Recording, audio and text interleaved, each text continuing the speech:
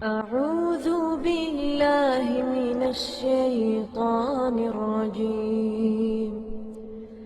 بسم الله الرحمن الرحيم.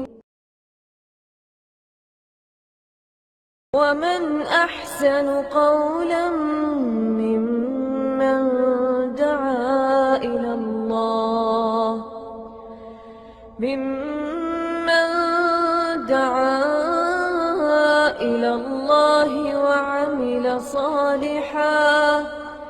وعمل صالحا وقال إنني من المسلمين.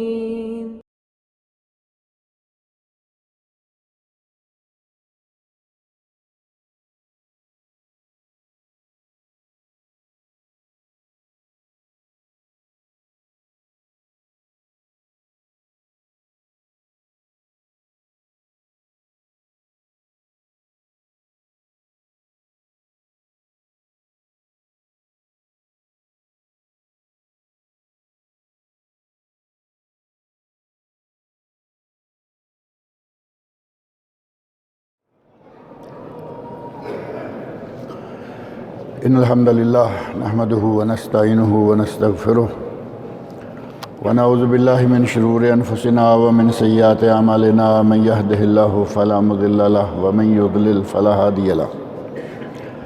وأشهد أن لا إله إلا الله وحده لا شريك له وأشهد أن محمدا عبده ورسوله. أما بعد فإن خير الحديث كتاب الله وخير الهدي هدي محمد صلى الله عليه وسلم وشر الأمور محدثاتها وكل محدثة بدعة وكل بدعة ضلالة وكل ضلالة في النار. رب اشرح لي صدري ويسر لي أمري واحلل عقدة من لساني يفقهوا قولي.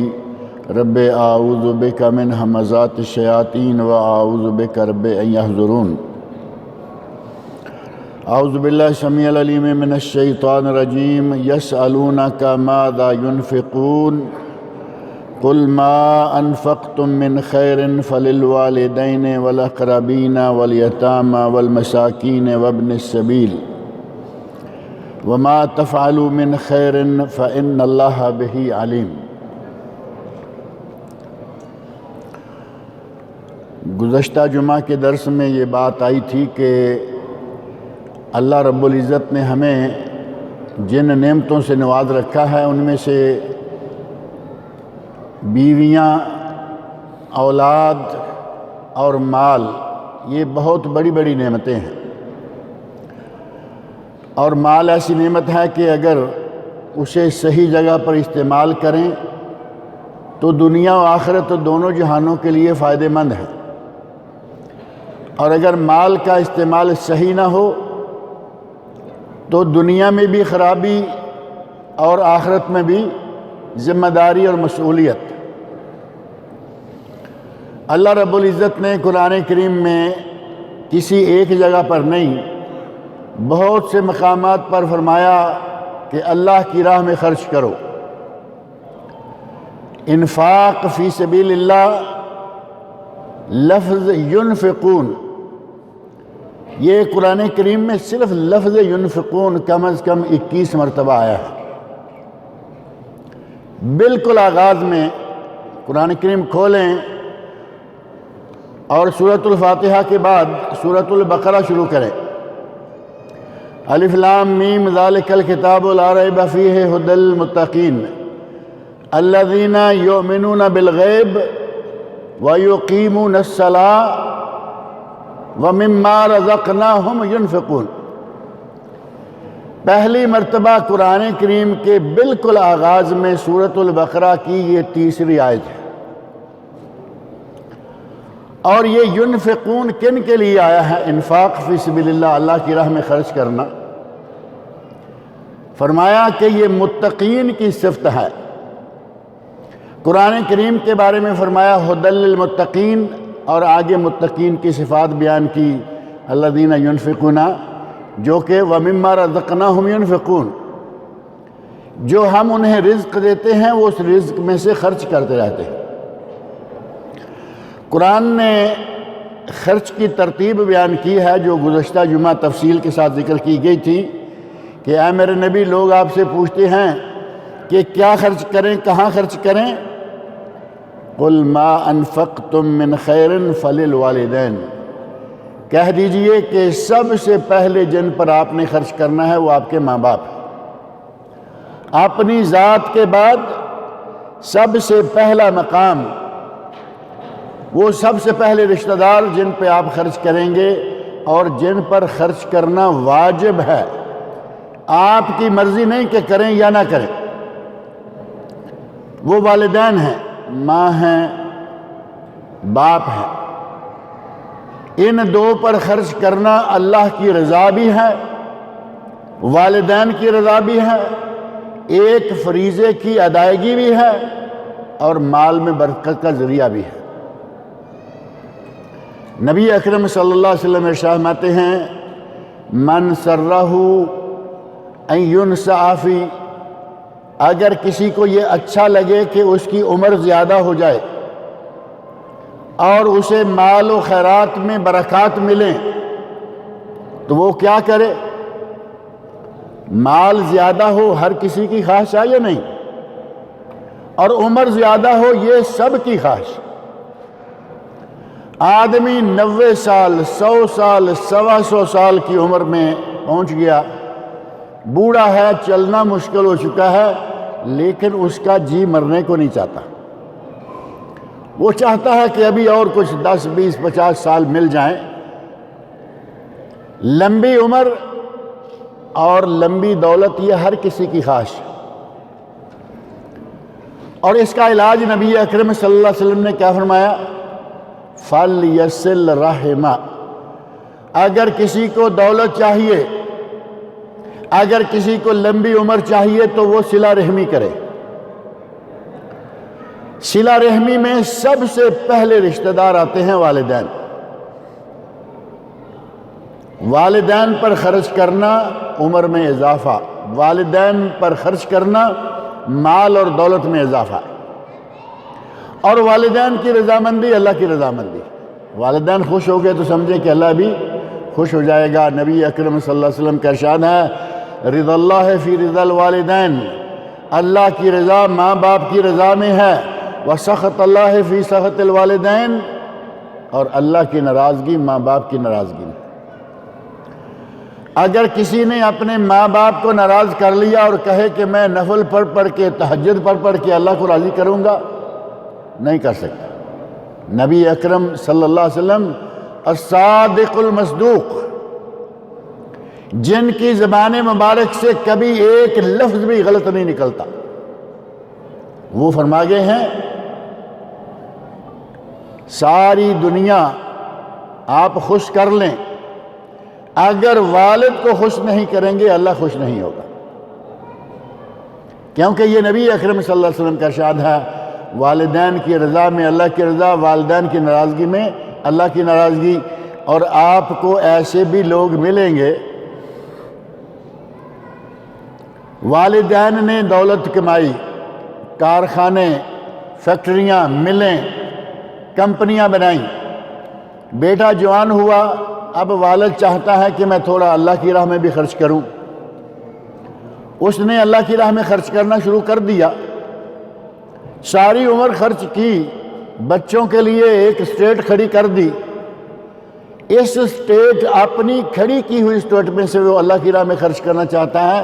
ایسے بدقسمت لوگ موجود ہیں، اپنے والد کو کورٹ کچہری کے ذریعے باقاعدہ پابند کر دیں گے کہ آج کے بعد یہ اپنے پیسے میں سے بھی پیسہ خرچ نہیں کر سکتے۔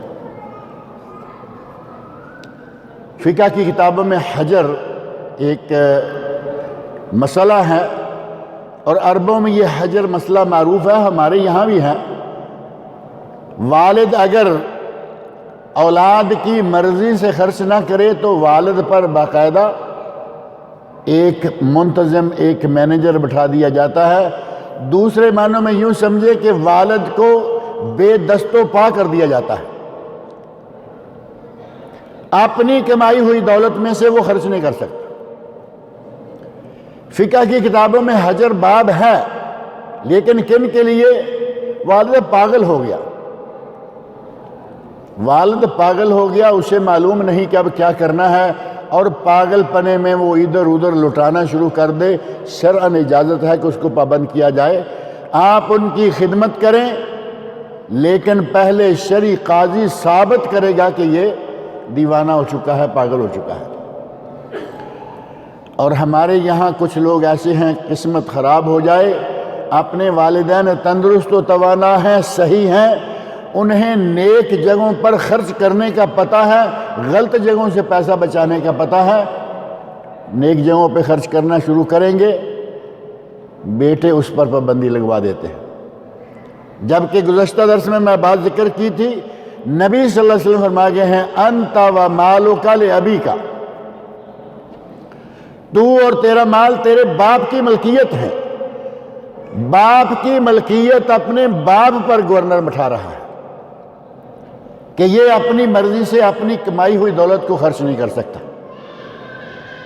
اگر آپ کے مال میں سے سب سے بہترین کسی کا حق ہے تو وہ آپ کے لیے رشتہ دار ہیں، آپ کے والدین۔ اللہ رب العزت نے اخراجات کے سلسلہ میں، انفاق فی سبیل اللہ کے سلسلہ میں پہلا نام ان کا لیا۔ اگر تم خرچ کرنا چاہتے ہو، ما انفقتم من خیر فللوالدین، خیر بلائی اور دولت میں سے اگر خرچ کرنا ہے تو اپنے والدین پر خرچ کریں، اپنے والدین پر خرچ کریں، انہیں راضی کریں، وہ راضی ہو جائیں گے، اللہ بھی راضی ہو جائے گا۔ اگر کسی نے ساری عمر دولت کمائی، اپنی اولاد کے حوالے کر دی، اب کہیں ادھر کہیں ادھر، کبھی کبھی ایسا ہوتا ہے کہ جوانی میں آدمی چاہتا ہے کہ چلو میں پیسے اکٹھے کر لوں، لیکن جیسے ہی ادھیڑ عمر کی طرح پہنچتا ہے، اپنی عمر کا سورج عصر کے وقت پر محسوس کرتا ہے، تو آدمی کہتا ہے کہ اب کچھ اللہ کی راہ میں کر لوں، جب اللہ توفیق دے دے۔ اگر وہ اپنے وارثوں کا حق مارنا نہیں چاہتا، نیک نیتی سے اپنی دولت میں سے خرچ کرنا چاہتا ہے، اولاد کو کیا تکلیف ہونی چاہیے؟ خرچ کرنے دیں، کہیں گے ساری عمر کبھی خرچ کیا نہیں تھا، اب کام کاج سے بیٹھ گیا ہے تو اب یہ خرچے یاد آ گئے۔ اپنے والدین پر اس قسم کا ظلم کر کے آپ کون سے جنت کی تلاش میں؟ دنیا میں بھی رسوائیاں ہوں گی، اور وہ اللہ جانتا ہے کب اور کس انداز سے دنیا میں رسوا کر دے، اور آخرت میں بھی سزائیں ملیں گی۔ اللہ رب العزت نے والدین کو پہلا درجہ دیا ہے، اور قرآن کریم میں انفاق فی سبیل اللہ کے لیے یہاں تقسیم بتائی گئی ہے، اور قرآن کریم نے بار بار یہ بھی کہا ہے کہ اگر اللہ کی راہ میں خرچ کرو تو خالص اللہ کی رضا کے لیے کرو۔ اگر کسی غریب کو 4 پیسے دو تو پھر اس کو یہ نہ جتلاتے پھرو کہ میں نے تمہیں دیا، میں نے تمہیں دیا، میں نے تمہیں دیا۔ کلمۃ طیبہ خیر من صدقہ یتبعھا اذی، اچھی بات کہہ دینا ہی بہترین صدقہ ہے، اور اس صدقے سے بدرجہ بہتر ہے جو صدقہ کرنے کے بعد آپ جتلاتے پھریں۔ 100 ریال کسی کو دے دیا، 50 مرتبہ ذکر کیا کہ تمہیں میں نے 100 ریال دیا تھا، اس سے کلمہ طیبہ صرف زبان سے اچھی بات کہہ دیں وہ بہتر ہے، کیونکہ اپنے صدقے کو جتلانے کے بعد آپ نے اپنا اجر ضائع کر لیا۔ کلمہ طیبہ خیر من صدقۃ یتبعھا اذی، صرف اچھی بات کہہ دینا بہترین صدقہ ہے، اس صدقے سے بھی اچھا ہے جسے دینے کے بعد آپ احسان جتلاتے پھر رہے ہیں۔ اگر صدقہ کرو تو پھر احسان جتلانے والی بات نہیں۔ اور قرآن کریم میں اللہ نے فرمایا الذین ينفقون اموالهم باللیل والنہار سرا وعلانیہ، وہ لوگ جو دن کو رات کو پردے میں بغیر کھلے عام اعلانیہ اور پردے میں ہر حال میں اللہ کی راہ میں خرچ کرتے ہیں، فلہم اجرہم، انہیں اس خرچ کرنے کا اجر ملے گا، ولا خوف علیہم ولا ہم یحزنون۔ یہ الفاظ عموماً قرآن کریم میں اللہ کے اولیاء کے ساتھ آتے ہیں، لا خوف علیہم ولا هم یحزنون، نہ انہیں کوئی خوف ہوگا نہ انہیں کوئی غم ہوگا۔ اگر اللہ کی راہ میں اللہ کی رضا کے لیے خرچ کرتا ہے، لا خوف علیہم ولا هم یحزنون، اللہ انہیں بھی کسی خوف میں اور کسی غم میں مبتلا نہیں کرے گا۔ والدین کے بعد فرمایا کہ اپنے اقربین، اپنے قرابت داروں، اقربین میں سے اولاد ہے اور اولاد کی ماں ہے، اپنی بیوی بچوں پر خرچ کریں، یہ آپ کے لیے صدقہ بھی ہے، آپ کا واجب بھی ہے، واجب بھی ادا ہو جائے گا اور صدقہ بھی۔ نبی صلی اللہ علیہ وسلم کا وہ ارشاد کہ تمہارا اپنی بیوی کے منہ میں لقمہ دینا بھی صدقہ ہے، فرض بھی ادا ہو گیا اور اللہ رب العزت نے صدقے کا ثواب بھی عطا کر دیا۔ اپنے بیوی بچوں پر خرچ کریں، دل کھول کر خرچ کریں، لیکن قرآن کریم نے خرچ کرنے کے سلسلہ میں ایک حد لگائی، نہ تو وہ اسراف سے کام لیتے ہیں، فضول خرچی نہیں، وَلَا مَن يَقْتُرُ، اور بخیلی بھی نہیں، نہ فضول خرچی نہ بخیلی، اچھے طریقے سے اپنی بیوی بچوں پر خرچ کریں، لیکن اللے تللے اڑانے کے لیے نہیں، آوارگی کے لیے نہیں، ایک حد کے اندر رہتے ہوئے، اعتدال کے اندر رہتے ہوئے متوسط درجے کا خرچ اپنے بیوی بچوں پر کریں، آپ کا فرض بھی ادا ہو جائے گا اور ساتھ ہی ساتھ آپ کو اللہ رب العزت اس کا ثواب بھی عطا کرے گا۔ پھر ہیں یتامہ، یتیم لوگ۔ نبی اکرم صلی اللہ علیہ وسلم ارشاد فرماتے ہیں انا وکافل الیتیم کہکذا، آپ نے اپنی 2 انگلیاں اٹھائیں، ان کو ملایا، باہم ہلایا اور فرمایا کہ یتیم کی کفالت کرنے والا اور میں جنت میں قیامت کے دن اس طرح ہوں گے، یعنی ہم دونوں اکٹھے جنت میں جائیں گے، اکٹھے جنت میں ہوں گے۔ یتیم پر شفقت کرنا، نبی اکرم صلی اللہ علیہ وسلم نے اس کی بہت ہی زیادہ توجہ دلائی ہے، اور قرآن کریم نے مصارف کے ضمن میں ذکر کر دیا کہ یتیموں پر خرچ کریں اور مساکین۔ مساکین اور فقراء 2 لفظ ہیں، فقیر اور مسکین، ان دونوں میں فرق کرنا تھوڑا مشکل ہے، لیکن ان میں فرق ہے۔ ایک ہے فقیر اور دوسرا ہے مسکین۔ مسکین کون ہے اور فقیر کون ہے؟ بعض اہل علم نے کہا کہ فقیر کو مسکین کہہ لیں، مسکین کو فقیر کہہ لیں، کوئی حرج نہیں، اور ٹھیک ہے، دونوں ہی غریب ہیں۔ لیکن فقیر وہ ہے جس کے پاس کچھ بھی نہیں، فرق تھوڑا سا ذہن میں رکھیں، جس کے پاس کچھ بھی نہیں وہ فقیر ہے۔ اردو میں، فارسی میں کہتے ہیں نادار، کہتے ہیں نادار اور تنگ دست۔ تنگ دست کے پاس کچھ ہے لیکن تھوڑا ہے، اور نادار کے پاس کچھ بھی نہیں ہے، وہ بیچارہ سڑک پہ پڑا ہوا ہے۔ فقیر ہے نادار جس کے پاس کچھ نہیں، اور مسکین وہ ہے کہ جس کے پاس ہے لیکن بقدر کفایت نہیں، اتنا نہیں کہ اس کو کافی ہو جائے۔ مثال کے طور پر ایک آدمی تنخواہ دار ہے، سروس کر رہا ہے، کسی اچھے وقت میں اس نے 2 شادیاں کر لی تھیں، اچھی سروس تھی، بعد میں ڈی گریڈ ہوا، تنخواہ کم ہو گئی، حالات بدلے، تنخواہ کم ہو گئی، کام چھوٹ گیا، دوسرا ملا، تنخواہ کم ہو گئی۔ جب 2 شادیاں کی تھی حالات ٹھیک تھے، آج اس کو جو تنخواہ مل رہی ہے وہ مل رہی ہے 5000، اور اس کا ماہانہ خرچہ دونوں فیملیوں پر ہے 6000۔ بظاہر تو ہم کہیں گے نا کہ 5000 لیتا ہے، لیکن اس کا جائز خرچہ، فضول خرچ بھی نہیں، جائز اخراجات 6000 ہیں۔ 2 فیملیوں، 2 بیویوں، ان کے بچوں پر خرچ 6000 صرف جائز اخراجات ہیں۔ یہ آدمی مسکین ہے۔ اللہ رب العزت نے فقراء مساکین دونوں پر زکوٰۃ کا کہا ہے کہ ان دونوں پر زکوٰۃ بھی لگ جاتی ہے۔ اب ہم کبھی سوچتے رہتے ہیں کہ اچھی بلی سروس کر رہا ہے، اس کی 5000 ریال تنخواہ ہے، اس کو زکوٰۃ کیا دیں، اس کو صدقہ کیا دیں، ٹھیک ہے، اور وہ بیچارہ روز بروز قرض کے نیچے دبتا چلا جاتا ہے۔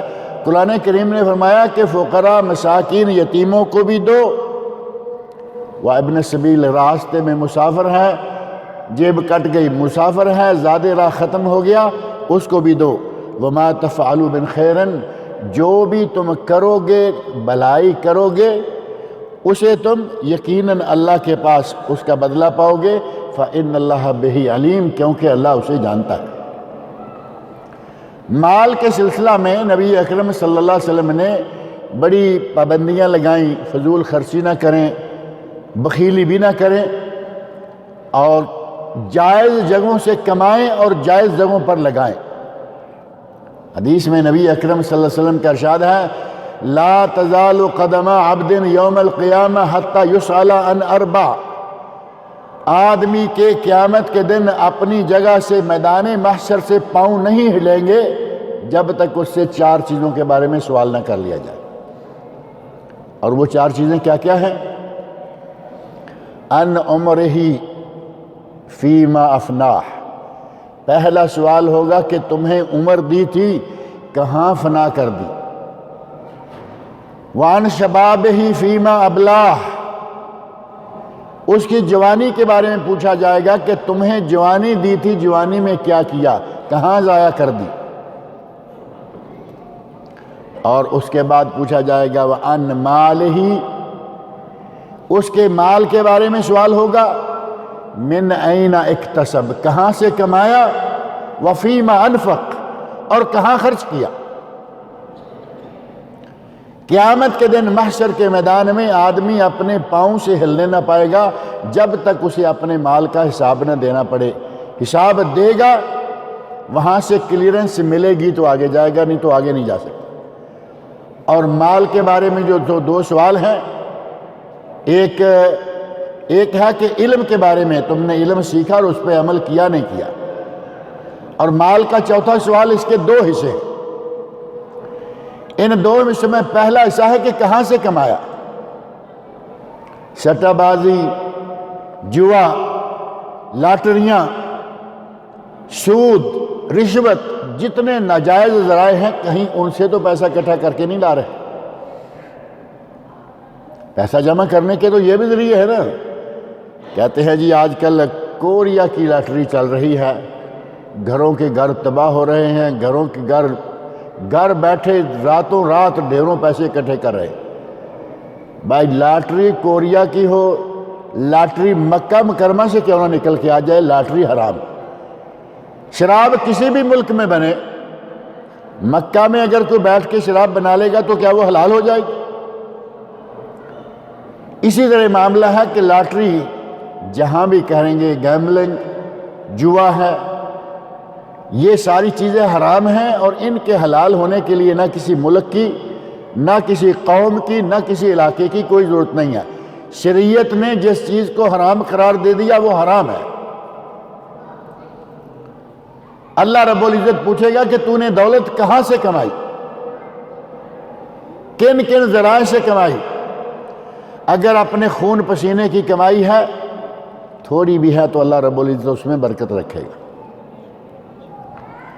اور اگر ناجائز اور حرام طریقوں سے کما کے لائے گا، بڑی ہوگی جاتی بھی نظر نہیں آئے گی۔ اللہ رب العزت کیسے نکال دے گا، کیسے بے برکتی اس دولت میں آ جائے گی، آدمی کو ہوش بھی نہیں ہوتا، اور دولت جتنی آئی اتنی نکل گئی، بلکہ اپنے ساتھ کچھ اور بھی لے گئے۔ رشوت لے کے 10,000 کما کے لے کے آ گیا کہیں سے، اور اگلے دن بیوی بیمار ہو گئی اور 15,000 خرچ آ گیا۔ اب یہ تو کہے گا کہ وہ بیماری اور ہے، یہ پیسہ اور ہے۔ تمہیں ہوش آنا چاہیے کہ تم نے رشوت لی، ناجائز کمایا، اور اس کی بے برکتی تیرے گھر میں داخل ہو گئی، بیوی بیمار، بچہ بیمار، گاڑی کا ایکسیڈنٹ، کچھ نہ کچھ ہو جائے۔ یہ مال کی بے برکتی ہے جسے ہم سمجھ نہیں پاتے، بلکہ میں کہوں گا سمجھتے تو ہیں لیکن اسے ہضم نہیں کرنا چاہتے۔ سمجھتے بھی ہیں، ہضم نہیں کرنا چاہتے۔ اللہ رب العزت کے سامنے یہ جواب دینا ہوگا کہ تم نے یہ دولت کہاں سے کمائی تھی، وَفِيمَا أَنفَقْتَ، کہاں خرچ کی تھی۔ یہ بھی نہیں کہ آپ کی دولت ہے اور آپ آزاد ہیں۔ آپ کی دولت ہے، آپ کو خرچ کرنے کے لیے پہلے جائز ذریعہ دیکھنا ہوگا کہ وہ کون سی جگہ ہے جہاں میں خرچ کروں، اور شریعت نے کہاں کہاں خرچ کرنے سے منع کیا ہے۔ یہ ساری چیزیں آپ کے علم میں ہونی چاہیے۔ کچھ لوگوں کی کمائی حرام کی ہوتی ہے، ان کا پیسہ بھی حرام میں نکل جاتا ہے، اور ایسے واقعات موقع بموقع آپ کو سننے میں ملتے ہوں گے۔ معمولی سی بات پہ لاکھوں روپے لٹا دیتے ہیں۔ گیموں کے شوقین لوگ جانتے ہیں، جی فلاں نے چھکا مارا اور فلاں آدمی نے اسے اتنے لاکھ انعام میں دیا۔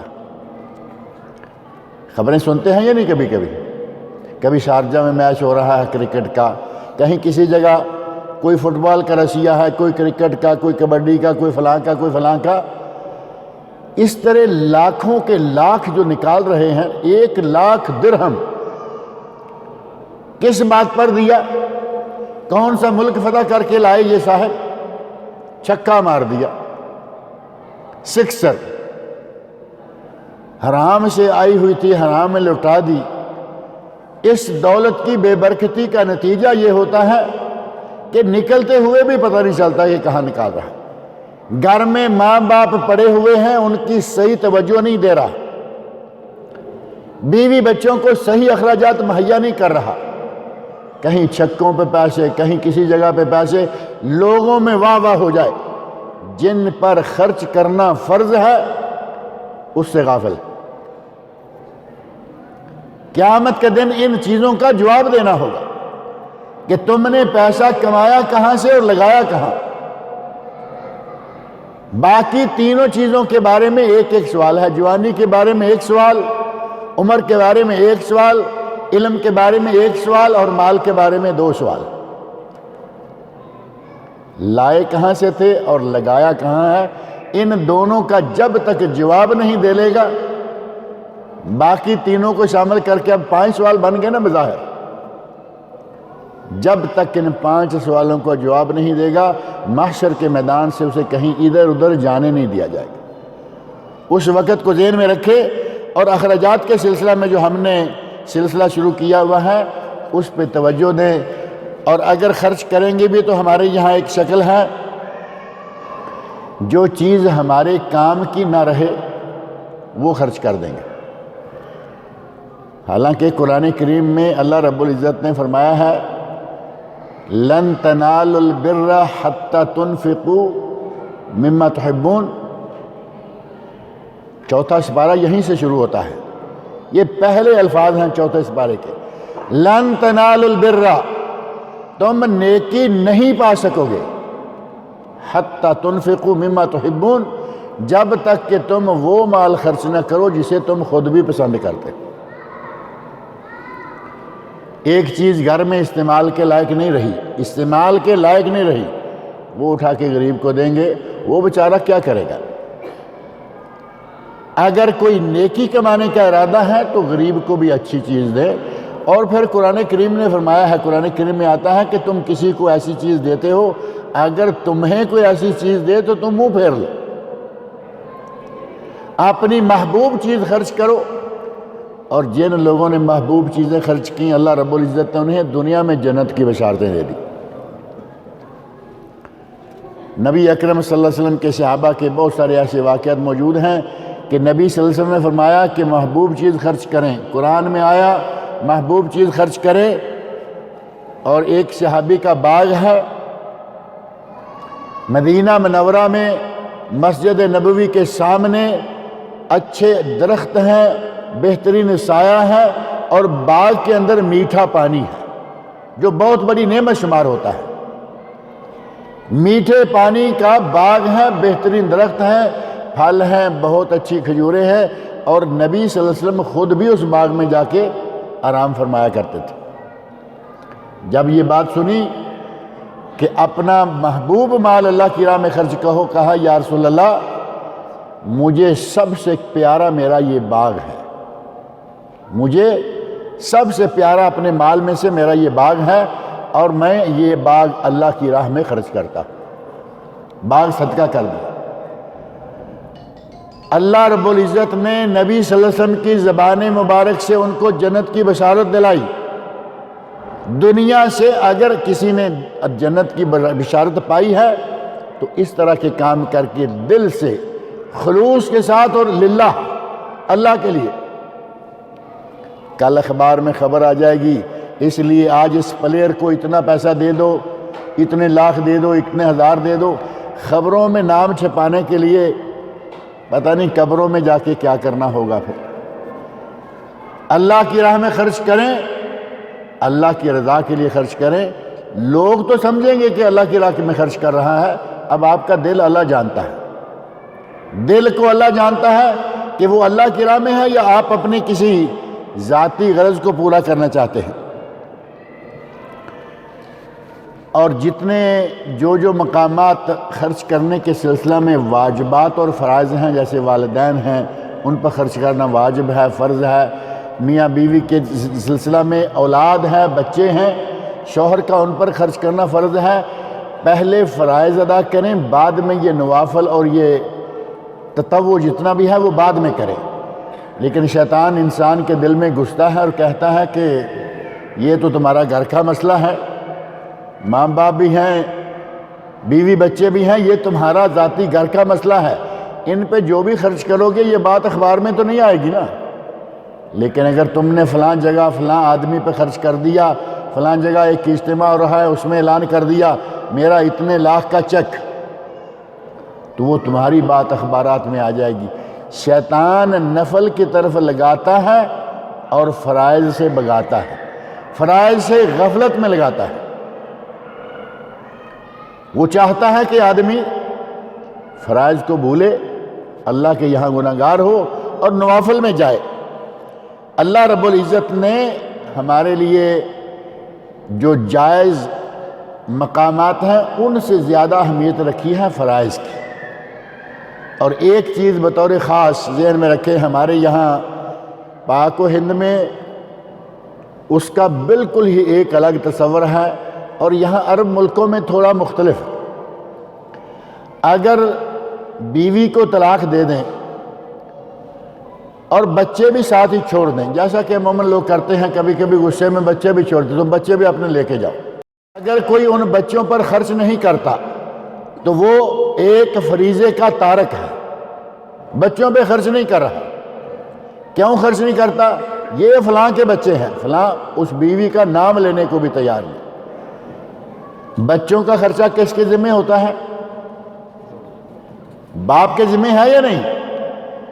بچوں کا خرچہ باپ کے ذمہ، ان کی خدمت کر رہی ہے وہ متعلقہ، چاہیے کہ اس کا بھی خرچہ دے۔ متعلقہ کا دینا تو دور کی بات ہے، اپنے بچوں کا خرچہ نہیں دیتی۔ بے شمار ایسی متعلقہ عورتیں بیچاری ایسی ہیں کہ جو خود گھروں میں کام کر کر کے اپنے بچوں کو پال رہی ہوتی، اور بچوں کا باپ اچھا بھلا کمانے کھانے والا ہے۔ یہ بہت ہی افسوسناک پہلو ہے، اور ہمارے یہاں یہ بہت زیادہ ہوتا ہے، یہاں بھی ہے لیکن کچھ کم ہے۔ یہاں فوری لوگ محکمہ میں پہنچ جاتے ہیں، کورٹ میں جا کے طے کرا کے آتے ہیں کہ اتنے بچے، اتنے سکول والے، اتنے چھوٹے فیڈر والے، اتنا مہینے کا خرچہ چاہیے، اور وہ باقاعدہ طے کروا لیتے ہیں۔ ہمارے یہاں یہ باتیں چونکہ ہوتی نہیں، عورتیں بیچاری پریشان رہتی ہیں، بچوں کو بھی پالنا ہے اور شوہر نے طلاق دے کے بھی گھر سے نکال رکھا ہے۔ ایسے مقامات جہاں آپ کو فرضاً وجوباً خرچہ کرنا ہے، ان مقامات کو تو کم از کم نہ بھولا جائے۔ اور کبھی کبھی عورتوں کی طرف سے زیادتی ہو جاتی ہے۔ یہاں اگر بچے ماں کے پاس چلے گئے ہیں تو باپ کو وزٹ مل جائے گی، ویکلی آپ ایک دن اپنے بچوں کو مل سکتے ہیں۔ بچے باپ کے پاس ہیں، ماں کو وزٹ مل جائے گی کہ ایک ہفتے میں ایک دن آپ اپنے بچوں کو مل سکتے ہیں۔ اگر کبھی بچے ماں کے پاس ہیں اور وزٹ میں تھوڑا کمی بیشی ہو گئی، عورت ہے اس کے دل میں آیا میں آج اسے ملنے نہیں دوں گی، غصہ آ گیا، وہی کسی پرانے واقعہ کو یاد کر کے کہا کہ میں آج ملنے نہیں دوں گی، وہ ملنے کے لیے گھر آنے والا ہے، یہ بچوں کو لے کے کہیں ادھر چل، اب یہ غصہ کھا کے کہتا ہے کہ میں مہینے کا خرچہ نہیں دوں گا۔ اب عورت کی غلطی اور بچے کا کیا قصور ہے اس میں؟ ایک مہینے کا خرچہ دیں گے، 3 مہینے کا خرچہ لیٹ کر دیں گے، چوتھے مہینے میں جا کے 3 کا لا رہے، پریشان کرنے کا کوئی نہ کوئی راستہ نکالیں گے۔ اور یہ ساری ترکیبیں شیطان سکھلاتا ہے۔ نفلوں میں خرچ کرو، جہاں کہیں اعلان آنے کا پتہ ہے، خبر آ جائے گی وہاں خرچ کرو، اور جہاں خبر آنے کی توقع نہیں ہے وہاں سے یہ پہلو تہی کرتے رہتے ہیں۔ ہمیں اللہ کے سامنے جواب دینا ہے اس دولت کے معاملے میں کہ ہم نے کہاں سے کمائی اور کہاں خرچ کی۔ اگر آپ کے پاس پیسہ تھوڑا بھی ہے تو کوئی بات نہیں، اللہ رب العزت نے دولت کے حساب سے ہی تقسیم یا انفاق فی سبیل اللہ بھی طلب کیا ہے۔ ایک آدمی کے پاس 1 ریال ہے کل، اگر وہ آدھا اس میں سے خرچ کر دے گا تو اس نے ٹوٹل کتنا خرچ کیا؟ ٹوٹل مال کا 50% خرچ ہو گیا یا نا اس کے پاس تھے 1 ریال، آدھا خرچ کر دیا۔ ایک آدمی کے پاس 1 ملین ہے اور وہ 1000 بھی خرچ کرے گا تو اس آدھے ریال والے کے مقابلے میں آ سکے گا؟ آدھے ریال والے کے مقابلے میں کبھی بھی نہیں آئے گا، حالانکہ وہ ہزاروں خرچ کر رہا ہے، کیونکہ وہ ملینز کا مالک ہے اور یہ بیچارہ چند ریالوں کا مالک ہے۔ تھوڑی دولت ہے، تھوڑا دیں، لیکن اللہ کی راہ میں خرچ ضرور کریں۔ اللہ رب العزت مجھے اور آپ سب لوگوں کو اس بات کی توفیق عطا فرمائے کہ صحیح جگہ سے کمائیں اور صحیح جگہ پر لگائیں۔ اللہ رب العزت نیک عمل کی توفیق سے نوازیں۔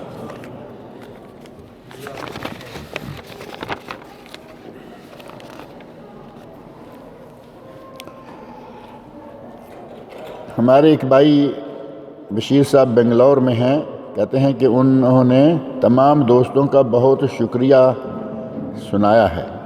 غالباً پچھلی مرتبہ دعا کی تھی نا ان کے لیے، تو سب لوگوں کے لیے انہوں نے اپنی طرف سے شکریہ ادا کیا ہے۔ اللہ تعالیٰ سے دعا کریں کہ جتنے بھی مریض جہاں جہاں بھی ہیں، اللہ تعالیٰ تمام مریضوں کو شفائے کاملہ عاجلہ عطا فرمائے۔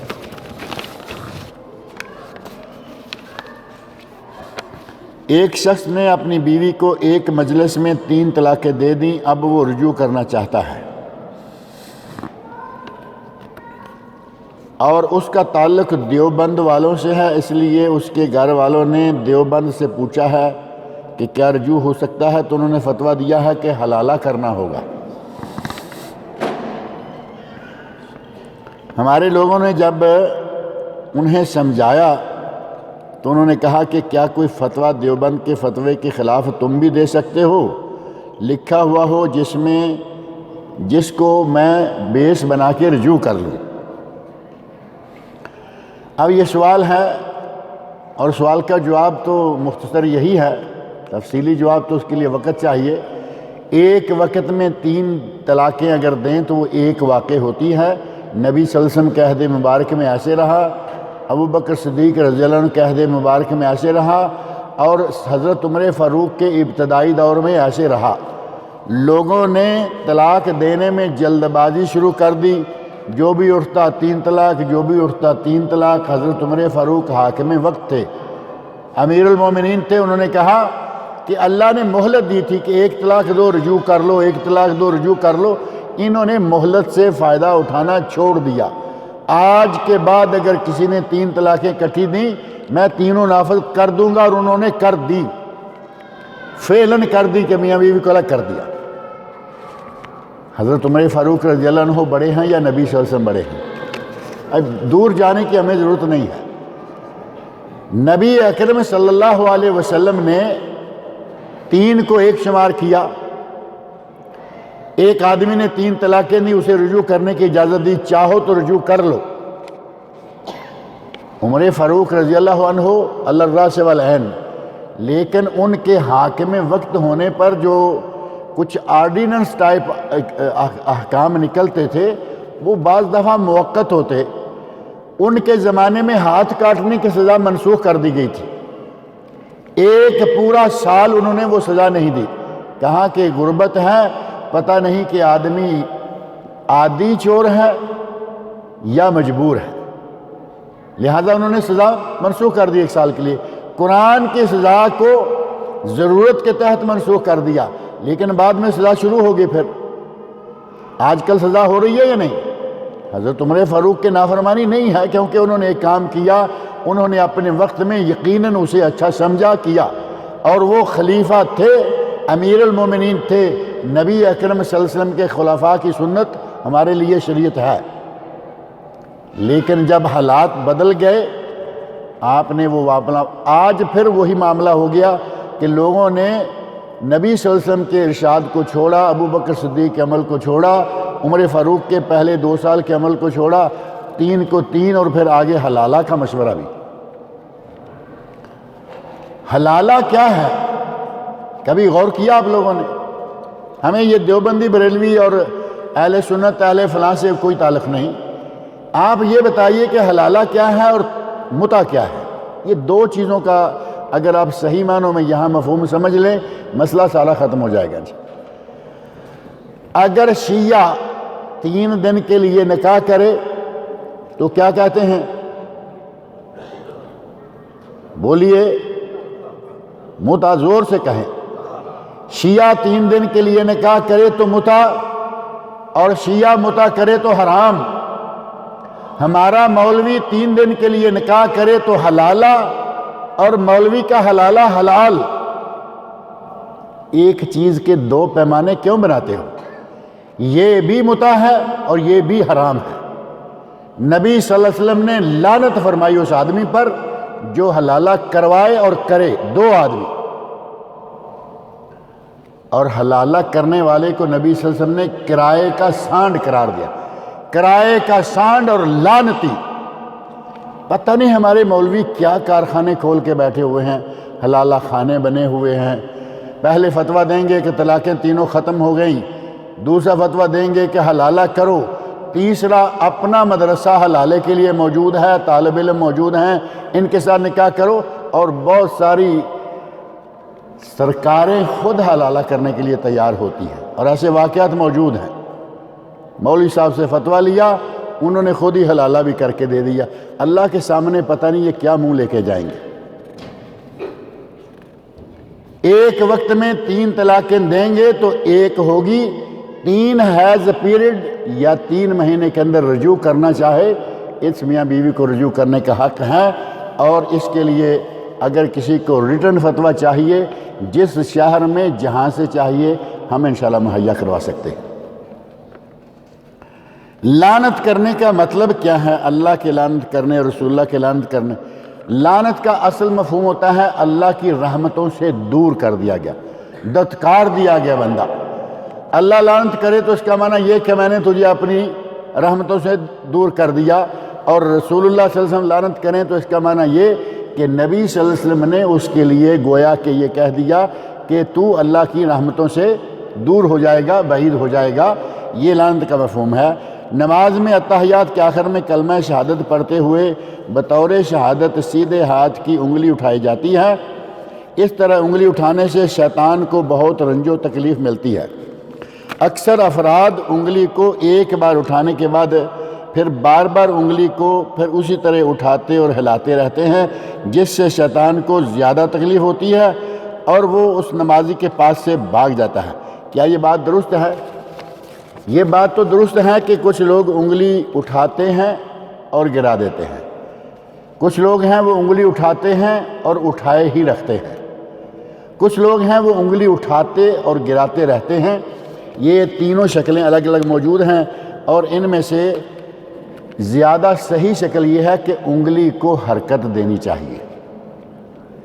ایک مرتبہ اٹھا کے رکھ دینا اور اس کے لیے طے کر کے بتا دینا کہ یہ اشہد اللہ الہ پر اٹھائی جائے گی، الا اللہ پر گرائی جائے گی، کہیں یہ بات لکھی ہوئی نہیں ملتی۔ اس کے برعکس نبی اکرم صلی اللہ علیہ وسلم کا عمل ایک صحابی نقل کرتے ہیں کہ نبی صلی اللہ علیہ وسلم اپنی انگلی کو ہلا رہے تھے، کانا یحرکھا یدعو بہا، اور دعا مانگ رہے تھے۔ دعا کب ہوتی ہے؟ دعا اتحیات کے شروع میں ہوتی ہے یا آخر میں ہوتی ہے؟ دعا آخر میں ہوتی ہے۔ اس کا مطلب ہے کہ آپ اس وقت بھی انگلی ہلا رہے تھے۔ اتحیات بیٹھیں، انگلی کو موقع بموقع حرکت دیتے رہیں، اور حنبلی علماء نے کسی حدیث کی بنیاد پر تو نہیں لیکن ایک شکل پر انہوں نے کہا ہے کہ جب جب اللہ کا اسم گرامی آئے تب تک انگلی کو اٹھاتے جائیں۔ زبان سے بھی اللہ کا نام آ رہا ہے، انگلی کے اشارے سے اللہ کی توحید کی طرف اشارہ ہو رہا ہے کہ اللہ ایک ہے، اور یہ اتحیات میں 8-7 مرتبہ نام آتا ہے۔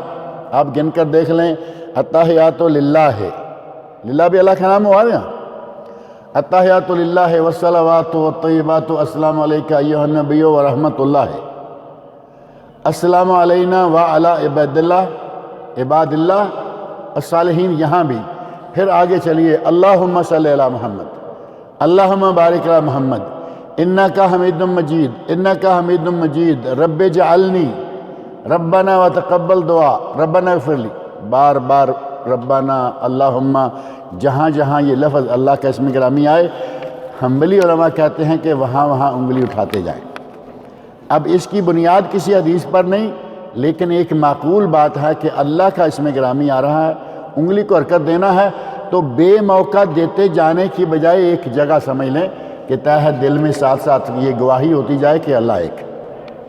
اور انگلی کا ہلانا جیسا کہ اس پیپر میں لکھا ہوا ہے، اللہ کے نبی فرماتے ہیں کہ یہ شیطان کے لیے، یہ انگلی شیطان کے لیے لوہے کی لٹھ سے بھی زیادہ سخت ہے۔ لوہے کی لٹھ بھی شیطان کو اتنی تکلیف نہیں دے سکتی جتنی یہ انگلی دیتی ہے، تو پھر ایک ہی لاٹھی مار کے آپ کیوں رک جاتے ہیں؟ شیطان کو پڑھنے دیں جب تک آپ بیٹھے ہوئے ہیں۔ روز قیامت ان بچوں کے لیے کیا رحمت اللہ خصوصی جاری ہوگی جو دنیا میں حرامی کہلاتے ہیں، یعنی بغیر نکاح کے اولاد دنیا میں جو ذلت کی نظر سے دیکھی جاتی ہے، ان کے ساتھ برا سلوک روا رکھا جاتا ہے، جبکہ اس میں ان کا کوئی قصور نہیں ہوتا، یہ معصوم ہوتے ہیں۔ اسلام کے مطابق جواب دیں، اسلام کے مطابق نہیں، قرآن یا سنت کے مطابق ہوتا ہے۔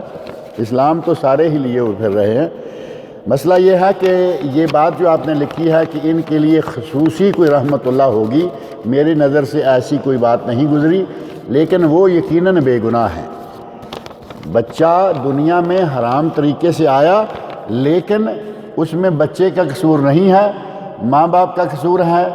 اگر وہ شادی شدہ ہیں ان کی سزا مقرر ہے، سنگسار کیے جائیں، اور اگر وہ غیر شادی شدہ ہیں تو ان کی سزا مقرر ہے کہ ان کو 100 کوڑے مارے جائیں، لیکن اس بچے کی کوئی سزا نہیں ہے دنیا میں یہ کس طریقے سے آیا، کہ محض اسی وجہ سے اگر کہیں کہ اس کے لیے آخرت میں کوئی خصوصی انتظامات ہوں گے، ایسی کوئی حدیث ہماری نظر میں نہیں ہے۔ جہاں عورت ننگے سر ہو وہاں رحمت کے فرشتے نہیں آتے، تو یقیناً اپنے گھر میں یہ کچھ باتیں ایسی ہیں جو لوگوں نے توہمات کی شکل میں وہم بنا رکھے ہیں کہ یہ ہو جائے تو یہ نہیں ہوتا، وہ نہیں ہوتا۔ ان میں سے یہ بات انہی میں سے ہے کہ عورت ننگے سر ہو تو رحمت کا فرشتہ نہیں آتا۔ گھر کے اندر باپ ہے، گھر کے اندر بیٹا ہے، گھر کے اندر سگا بھائی ہے، گھر کے اندر سسر ہے، ان سب سے پردہ نہیں ہے، عورت اپنا کپڑا اتار سکتی ہے سر کا، تو اس کا مطلب رحمت تو گھر میں داخل ہی نہ ہوئی۔ یہ بالکل ہی وہمی قسم کی باتیں ہوتی ہیں جو ہمارے یہاں مشہور کر دی گئی ہیں۔ مسلمان عورت کو اپنا سر کپڑے سے ڈھانپ کر رکھنا چاہیے تاکہ رحمت کے فرشتے کی آمد رہے۔ عورتوں کو سر ڈھانپ کر رکھنا چاہیے، لیکن یہ بات غلط ہے جو آپ نے کہی ہے کہ رحمت کے فرشتے داخل نہیں ہوتے جہاں ننگے سر عورت ہو۔ کمرے میں میاں بیوی ہے، ننگے سر ہے، اب کمرے سے بھی رحمت گئی۔ گھر میں بیوی نے ننگا سر رکھا ہوا ہے، بیوی ہے اور شوہر ہے، پورے گھر میں 2 ہی لوگ ہیں، اور کس سے وہ پردہ کرے؟ اللہ کہہ رہا ہے ہننا لباس لکم وانتم لباس لہن، تم اپنی بیویوں کا لباس ہو، بیویاں تمہارا لباس۔ یہاں دوپٹے کی کہاں ضرورت آ رہی ہے؟ لہذا یہ وہمی باتیں ہیں ساری۔ رات کے وقت ناخن کاٹنے میں، گھر میں جھاڑو لگانا، یہ انہی میں سے ایک نئی چیز ہے۔ رات کو ناخن کاٹیں، دن کو کاٹیں، رات کو جھاڑو دیں، دن کو جھاڑو دیں، عورت جھاڑو دے، مرد جھاڑو دے، کوئی حرج نہیں ہے۔ یہ ساری وہم پر مبنی باتیں ہیں۔ رات کو مکان یا گاڑی دیکھنا خریدنے کے لیے، یعنی رات کے وقت گاڑی دیکھنے نہ جائیں، رات کو کہیں مکان دیکھنے نہ جائیں۔ آج کل تو سارے حراج لگتے ہی رات کو ہیں، لوگ صبح ڈیوٹی کرتے ہیں، رات کو گاڑیاں خرید کے لاتے ہیں، صبح ڈیوٹی کرتے ہیں، رات کو گاڑیاں بیچتے ہیں، حراج رات چلتے رہتے ہیں۔ تو یہ باتیں ساری بس ایسے بنائی ہوئی ہیں۔ اکثر معاشرے میں موجود حضرات یہ رائے رکھتے ہیں کہ یہ تمام کام اور ارادے دن میں کرنے چاہیے جو زیادہ سود مند ثابت ہوتے ہیں۔ اسلام کے مطابق، پھر یہ اسلام کے مطابق پوچھا گیا ہے، یہ غلط بات ہے۔ اسلام کے مطابق بھی، قرآن کے مطابق بھی، حدیث کے مطابق بھی ایسی کوئی بات نہیں ہے۔ اللہ رب العزت مجھے اور آپ سب لوگوں کو نیک عمل کی توفیق عطا فرمائے۔ نماز میں بھی تھوڑے لوگوں کو دیکھا میں، جب اللہ کا نام آتا تو انگلی اٹھاتے رہتے وہ نہیں، اللہ کا نام اٹھانے کے لیے صرف تشہد، یا یہ بات اچھا ہوا یہ آپ نے پوچھی ہے، یہ نہیں کہ جہاں بھی اللہ کا نام آئے گا آپ انگلی اٹھائیں گے۔ حتیٰ کہ آپ نے دیکھا ہوگا کہ بعض لوگ چلتے پھرتے بھی اشہد ان لا الہ الا اللہ، نبی صلی اللہ علیہ وسلم سے یہ ثابت نہیں ہے کہ جہاں بھی اللہ کا نام آئے گا انگلی اٹھائیں۔ یہ صرف اتحیات میں آپ کا عمل ہے، نبی صلی اللہ علیہ وسلم نے انگلی اٹھائی ہے، ہم اٹھاتے ہیں۔ چلتے پھرتے قطعاً ثابت نہیں ہے۔ عربوں میں یہ خاص طور پر رواج ہے، جہاں بھی اشہد ان لا الہ کہیں گے وہیں ساتھ انگلی اٹھا دیں گے۔ وضو کر کے اشہد ان لا الہ پڑھا، انگلی اٹھائی، بڑی اسپیشل انداز سے اٹھا کے پھر یہ چیزیں ثابت نہیں ہیں۔ جو ثابت ہے اس پہ عمل کریں، جو ثابت نہیں ہے اس کو رہنے دیں۔